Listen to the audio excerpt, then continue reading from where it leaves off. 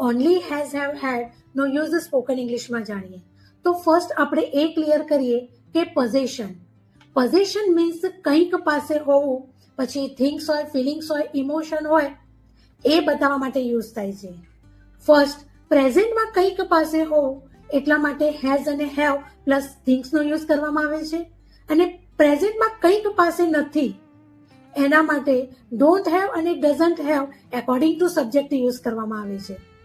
Four example, I have a time, I don't have a time, she has a time અને she doesn't have a time. એવી જ રીતે પાસ્ટમાં કંઈક પાસે હતું એના માટે હેડ પ્લસ થિંગ્સનો યુઝ કરવામાં આવે છે.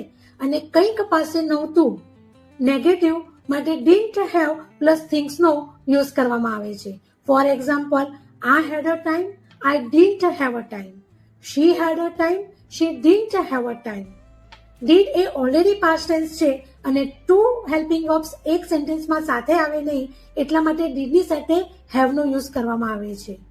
So keep reminder, present positive has અને have, present negative don't have અને ડઝન્ટ હેવ, પાસ્ટ પોઝિટિવ માટે હેડ અને પાસ્ટ નેગેટિવ માટે ડિડન્ટ હેવ. સો ડેલીમાં થોડું થોડું યુઝ કરવાથી ઇંગ્લિશ ગ્રામર તમારું ફેમિલિયર બનશે અને આ કોન્સેપ્ટ ક્લિયરેશનથી તમે ફિયરલેસ બોલી શકશો.